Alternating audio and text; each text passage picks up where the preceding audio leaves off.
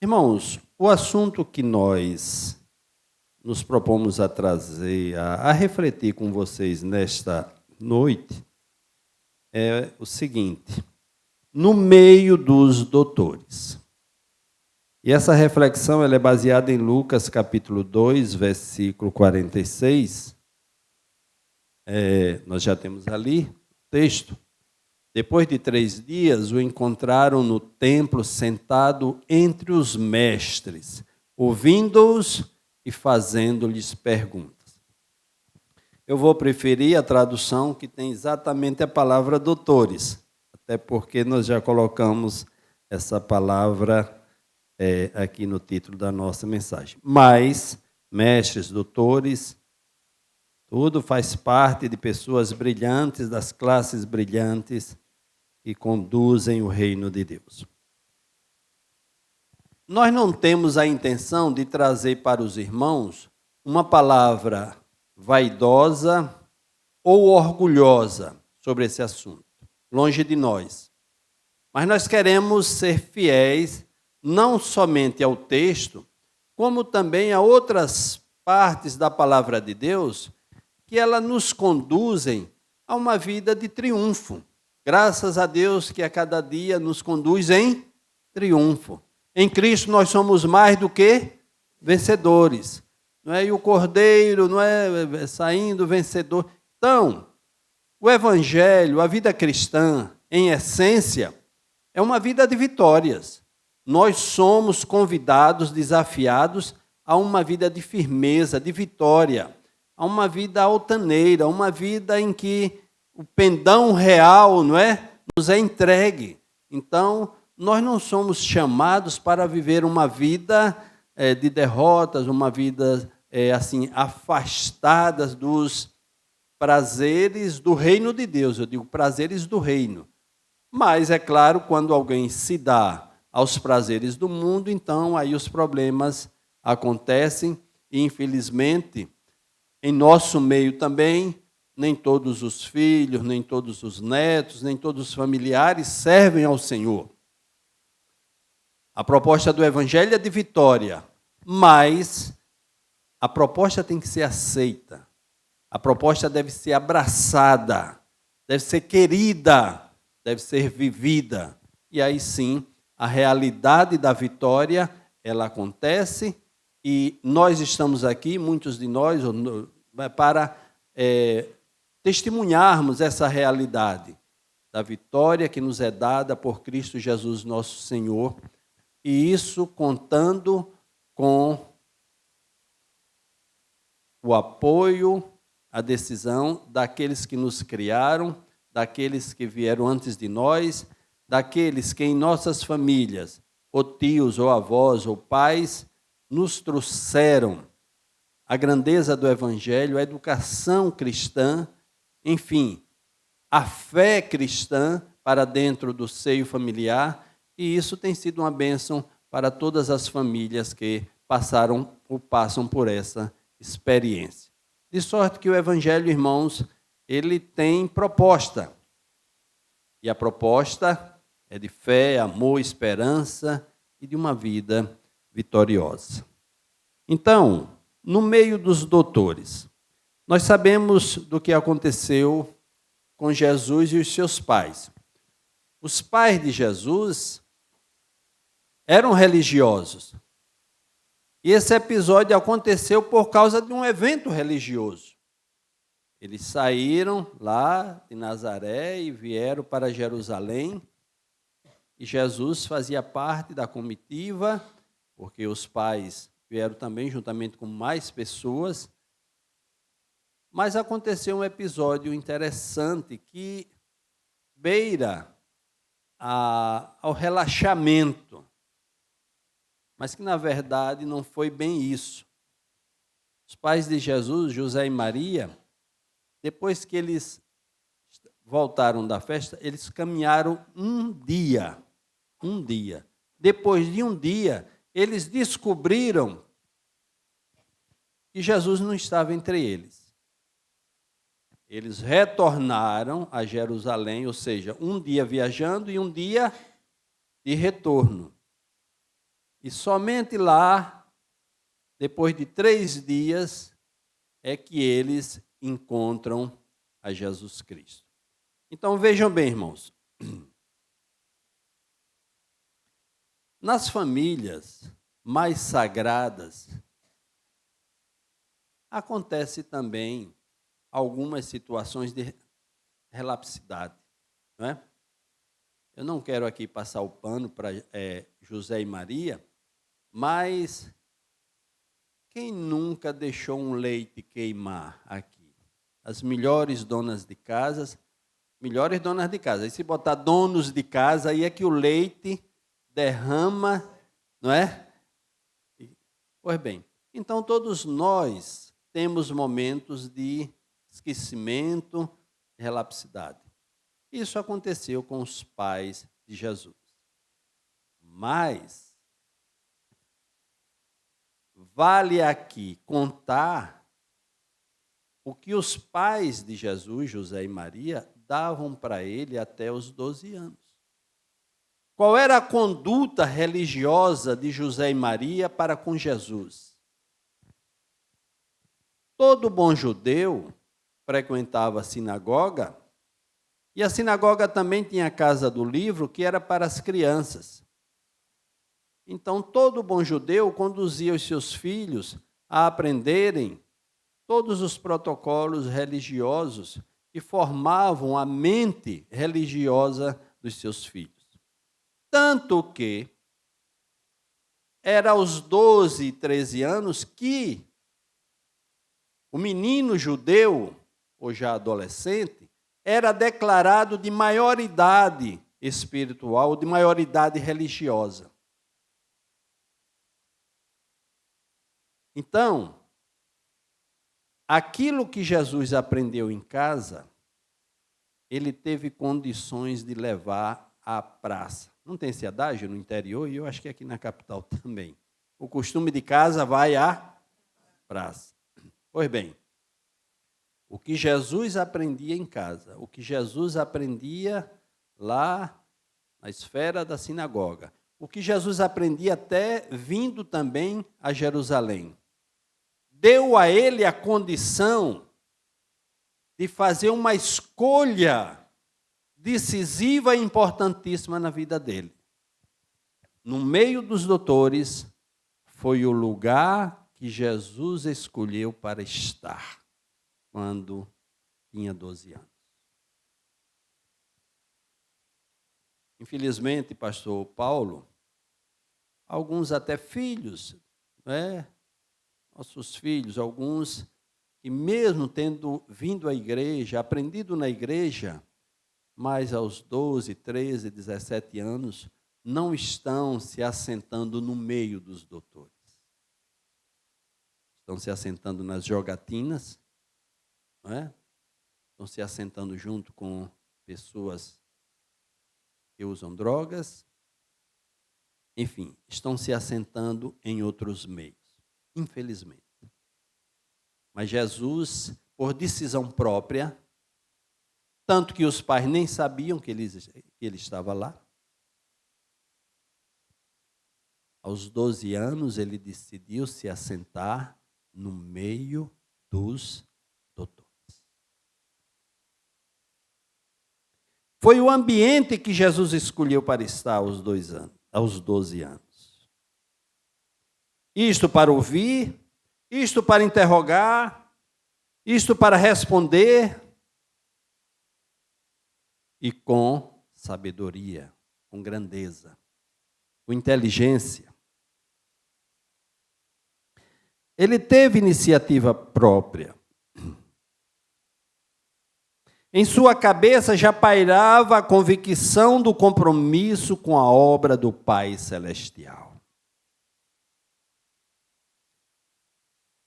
Naquele momento, naquela época, aos 12 anos, Jesus já desenvolvia um crescimento integral, mental, físico e espiritual.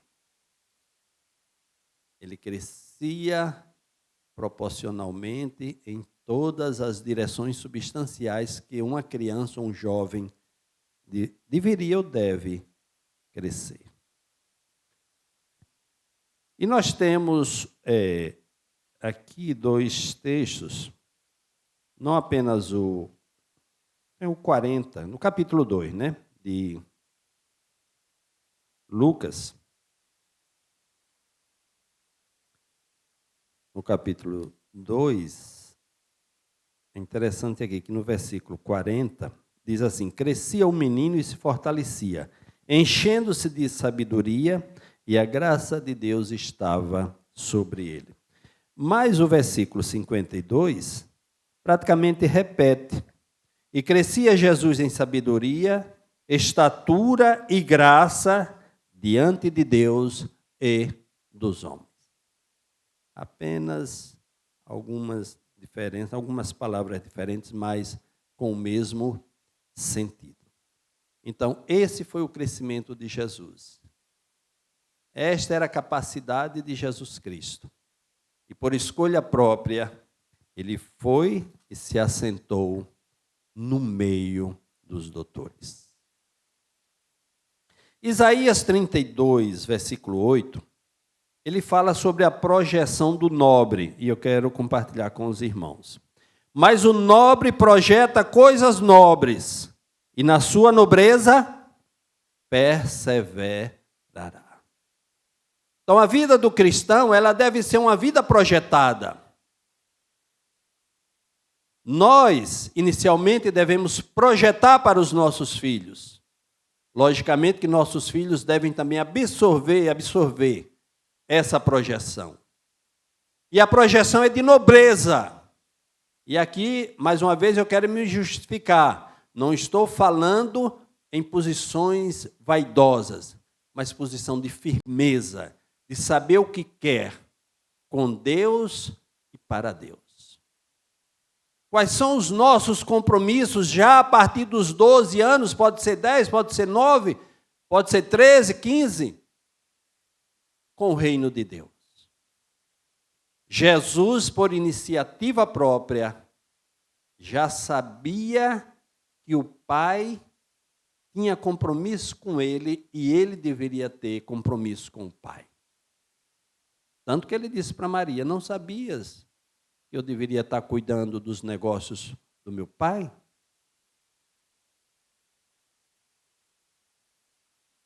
Eu não sei com que idade vocês aqui foram batizados, mas eu sei de muita gente, muitos jovens, foram batizados com 9, 10, 12, 13 anos, porque já sabiam o que queriam no que diz respeito ao reino de Deus. Nós devemos ser preparados, irmãos, para entrar e sair diante dos doutores, em qualquer ambiente. E esse ambiente pode ser religioso, pode ser profissional, social, em qualquer ambiente. Nós, como filhos e servos de Deus, precisamos ter essa capacidade de projetar para os nossos filhos uma vida nobre e que eles permaneçam nessa nobreza. Eu quero também dizer aqui para os irmãos o seguinte: nem sempre aquilo que nós projetamos, infelizmente, acontece. Nós sabemos de muitas situações em que os pais projetam, trabalham, educam, e depois a resposta não vem na mesma proporção ou não vem positivamente. São vários casos e nós sabemos disso. E não vamos aqui machucar a cabeça daqueles irmãos que se deram por seus filhos, mas não tiveram uma resposta positiva.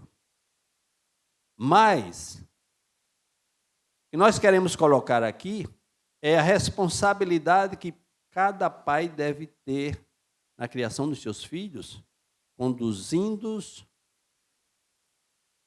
ao reino de Deus. A resposta será dada por eles.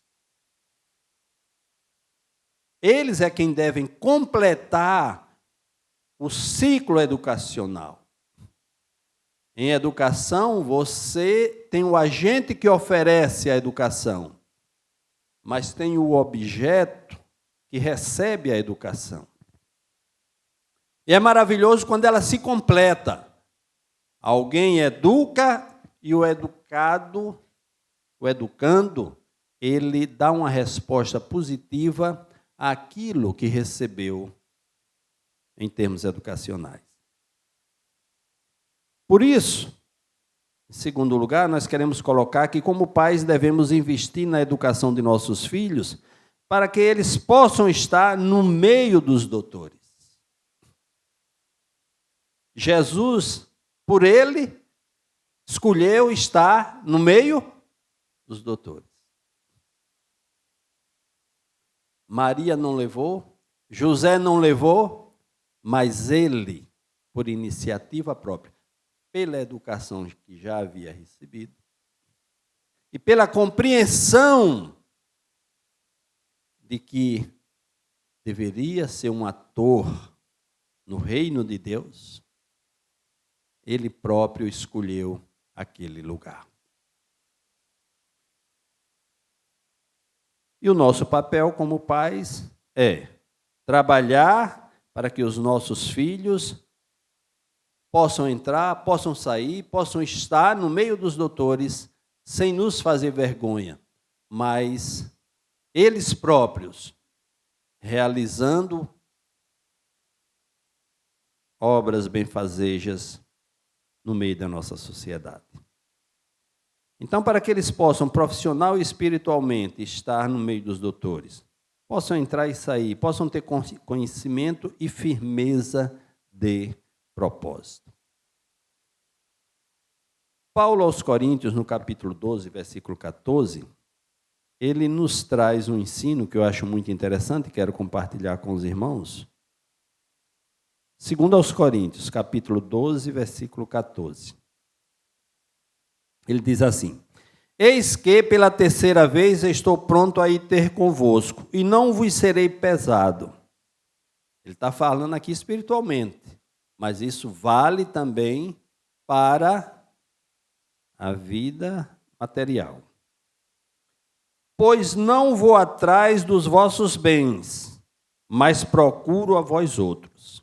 Agora, não devem os filhos entesourar para os pais, mas os pais entesourar para os filhos. Vejam, irmãos, qual é a ordem natural que Paulo coloca aqui. Eu sei que tem muitos pais, meu filho, você vai estudar, quando estudar, que arrumar um emprego, você vai cuidar de mim, vai fazer isso, vai me dar isso, me dá isso, me dá aquilo outro. Não é essa a ordem. Se ele cuidar dele, já está de bom tamanho. Cabem aos pais entesourar para os filhos, e não os filhos para os pais. Entesourar, enriquecer. E qual é o tipo de riqueza que nós podemos dar aos nossos filhos? Se não educação. Educação secular e educação religiosa. E o que eu quero colocar aqui também, irmãos, e talvez essa seja a experiência de alguns de vocês, ou de muitos de vocês, é que às vezes quem tesourou para nós lá atrás, entesourou às vezes através de um trabalho braçal, entesourou através de passar roupa, lavar, passar roupa de ganho para criar os filhos. Quem se lembra aqui daqueles ferros de brasa bem pesados? Né? Quem se lembra? Então, muitas mães criaram os filhos nessa base. Muitos pais criaram os filhos vivendo uma vida rural. Eu visitei um museu rural Alta Pinheiro Bezerra Pinheiro, lá em Santa Cruz, no Rio Grande do Norte. Fazer pesquisa para um livro que eu escrevi sobre a família Bezerra, e eu fui visitar lá. E lá, aquele museu era uma fazenda. não é? Os pais morreram, a filha, professora da universidade, lá do Rio Grande do Norte, resolveu fazer um museu rural. E dentre várias coisas ali postas naquele museu, ela criou a árvore da esperança, do futuro, da esperança. E aquela árvore era as madeiras e várias peças de ferro, peças rurais, trabalhos rurais, obsoletas, ali penduradas. Mas a mensagem que era passada, irmão Isaac, era que os pais lá atrás usavam aquela ferragem, aquelas ferramentas obsoletas, mas que serviam para o trabalho braçal, para a criação dos animais. Mas a geração que veio depois, aí filho se tornou médico, a filha se tornou professora da universidade, no Rio Grande do Norte, neta se tornou juíza. Mas a vida dos antigos era vida rural ali, trabalhando para que os filhos e depois os netos projetassem coisas novas em suas vidas. Então, quando a gente olha lá para trás, a gente vai ver o que é que foi feito, como é que nós fomos criados, quem foi que investiu em nossa educação. Mas Paulo diz, os pais devem tesourar para os filhos, e não os filhos para os pais. Essa é a ordem natural. Se você foi abençoado, não é? Então, você vai ter que abençoar muito mais os seus filhos e, quem sabe, os netos mais na frente. Irmãos, a fé, ela é transmitida e a fé é herdada.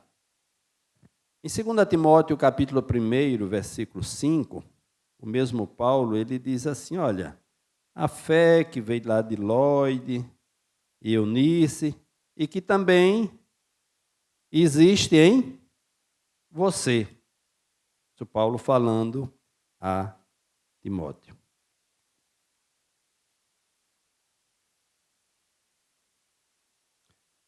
Segunda Timóteo, capítulo 1, versículo 5. Pela recordação que guardo da sua fé sem fingimento, a mesma que, primeiramente, habitou em tua avó Lloyd e em tua mãe Eunice, e estou certo de que também em ti. Então, a fé, ela pode e deve ser transmitida. Agora, quem recebe é que vai ter o cuidado com a herança.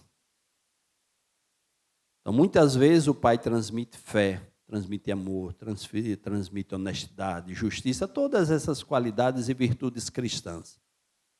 E às vezes o filho não recebe, não se apropria.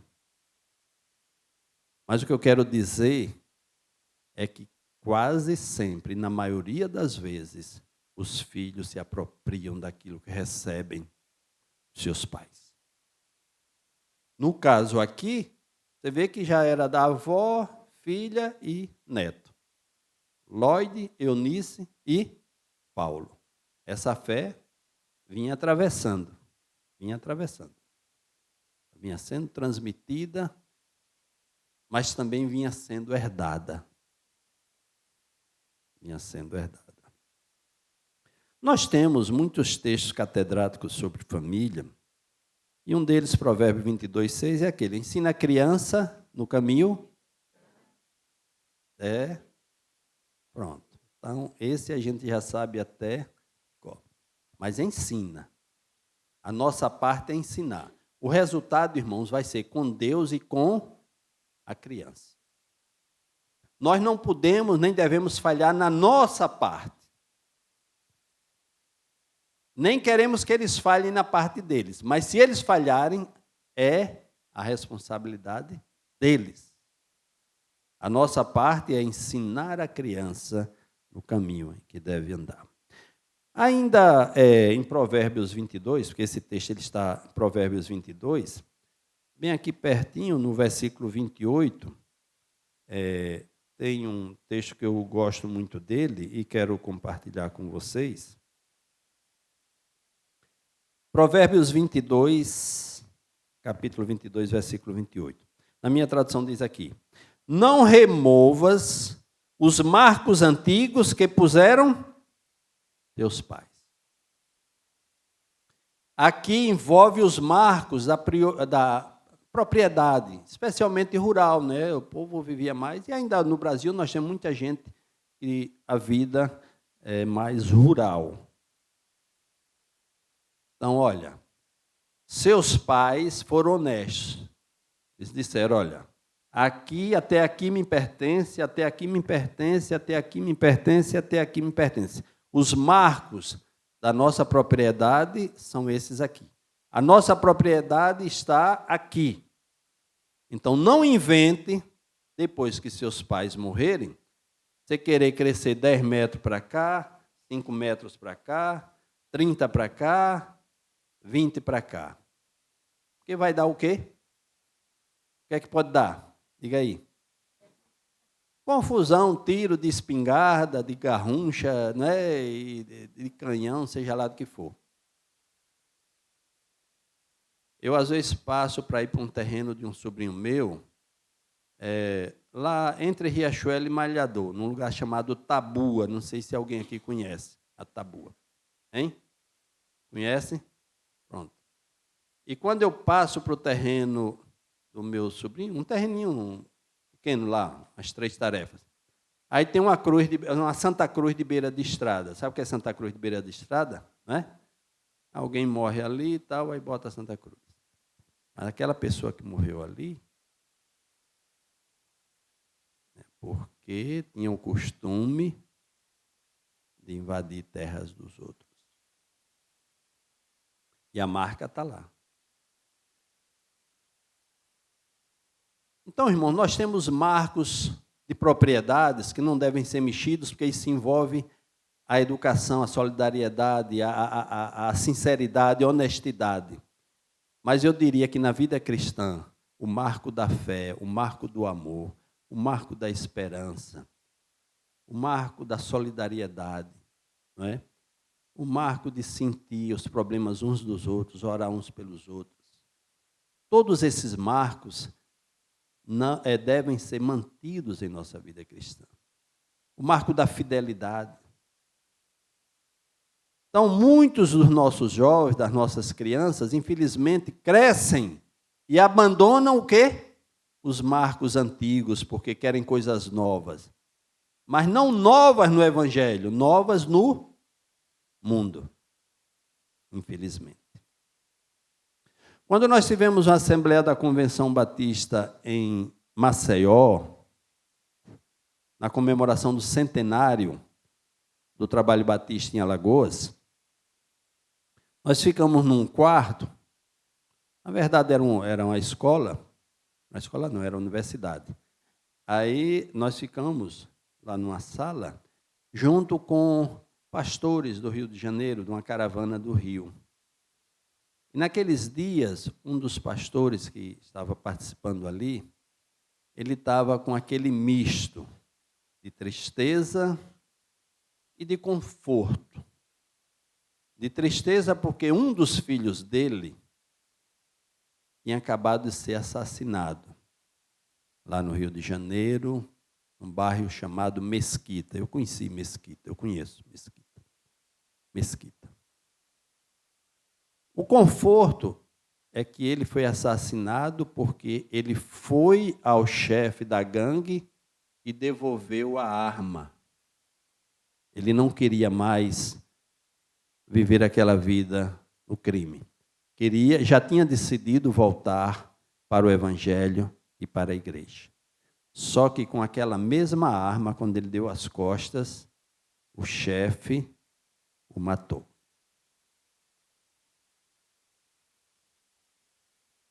A tristeza daquele pastor é porque perdeu o filho. O conforto é porque o filho morreu, mas tendo já se voltado para o Evangelho.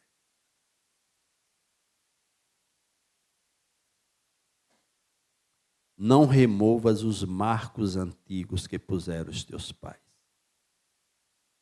Quais são os marcos que delimitam a nossa ação no reino de Deus?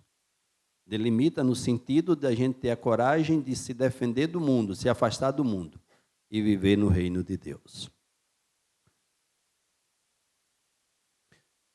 Eu quero compartilhar mais um texto aqui para os irmãos. 1 Crônicas, capítulo 28, versículo 9. A Bíblia ela está cheia de passagens que, na verdade, falam sobre a família, e nós não temos como esgotar isso, nem desejamos. 1 Crônicas, capítulo 28, versículo 9.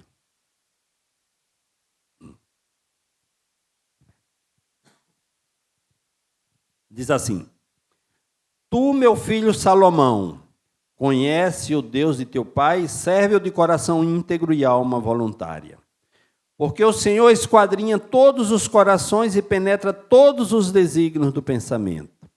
Se o buscares, ele deixará achar-se por ti. Se o deixares, ele te rejeitará para sempre. Jader, quando eu tinha por volta de 18 anos,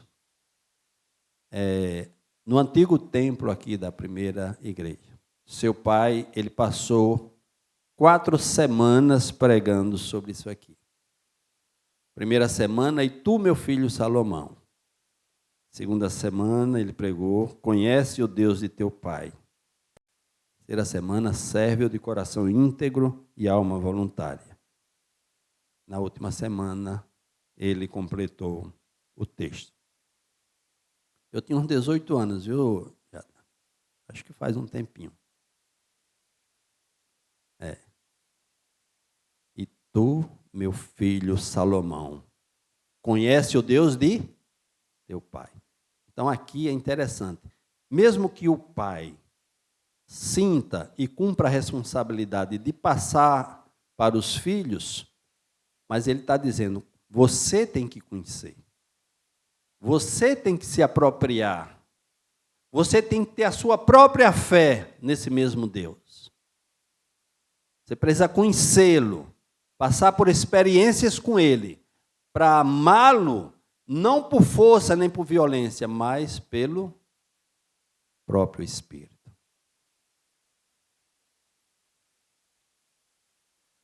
Conhece o Deus de teu pai. E o que nós precisamos é passar. Mas precisamos dizer o que também foi dito aqui. Se você o buscar, né? Então será abençoado. Se você o deixar, aí a situação será sua. Irmãos, os ingredientes na educação, eles são vários, mas eu gostaria de destacar alguns aqui. O exemplo, a informação ou as informações, o investimento e o não. Educar significa que você informa, significa que você dá o exemplo, significa que você investe, não existe educação sem investimento, só na conversa, mas também tem a hora do não. Eu quero esse presente, tome, mas eu quero também aquele, tome. E aquele outro também eu quero, tome. Não tem um não? Se não tiver um não, a educação não será completa. Mesmo você tendo condição de dar, mesmo você tendo que investir na educação dos filhos, mas chega uma hora que não é investimento, pode ser desperdício. Eu me lembro quando Késia tinha uns 11 anos, mais ou menos. Disse, Késia, você quer ir ao shopping comigo? Shopping Rio Mar. Morando aqui na Luzia. Agora é o seguinte, Késia, a gente vai caminhando. Você quer ir caminhando? Quero. A gente vai caminhando, vai passeando, vendo as coisas. A gente vai entrar no shopping, agora tem uma combinação. Nós não vamos comprar nada. Você quer? Aí ela, quero. Aí foi. Aí lá vai a gente. Aí passamos pela ponte ali, do mato. Lá pelas tantas, aí Kézia começou a olhar para, né, as vitrines. Aí chegou. Painho, tudo bem. Quando eu cheguei, é aí onde o coração se derreter, irmão. Você perde a educação para sempre, não é? Tem que ter um pouco de ruindade nessa hora, sabia? Aí, quando ela me mostrou, eu disse, qual foi a nossa combinação? Ela pegou no meu braço, vamos embora. Você sabe que Kézia, ela é bochechuda, né? E nessa hora ela ficou com a bochecha bem vermelha aí. Mas o não tem que fazer parte da educação dos pais para os filhos. Mas, em terceiro lugar, para encerrar, oremos para que os nossos filhos vivam dignamente em nossa sociedade. E, se for da vontade de Deus, que sejam também doutores. Não apenas andem no meio dos doutores, mas que se tornem também doutores. Por que não? Jesus se tornou o quê? Rei dos reis, Senhor dos senhores e médico dos médicos. Com 12 anos, ele apenas se apresentou no meio dos doutores. Mas ao realizar o ministério dele, ele se tornou Senhor dos senhores, médico dos médicos, não é? Louvado seja Deus por isso. Ele também se tornou doutor. Ele levou saúde e cura para muita gente. Então, nós podemos também ter doutores no nosso meio. Nossos filhos podem também ser doutores. Por que não? Podem fazer mestrado, doutorado, graduação. Por que não? E para encerrar, Salmo 144, irmãos. Hoje não foi bem uma pregação, mas talvez até mais uma aula, né? 144. Salmo 144, versículos 12 e depois o 15.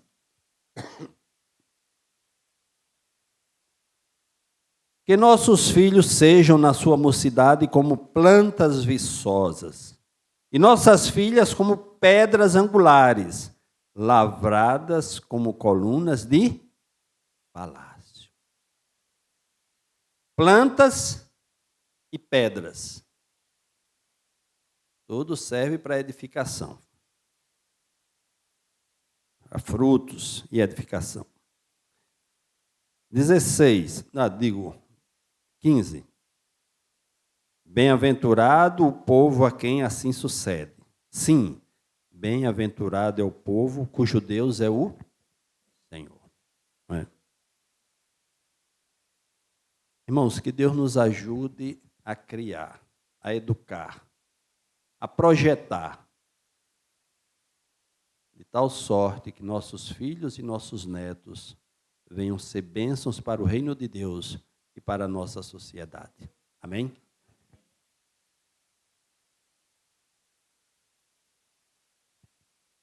Então, irmãos, vamos ficar de pé, vamos orar. O pastor está pedindo para que nós oremos.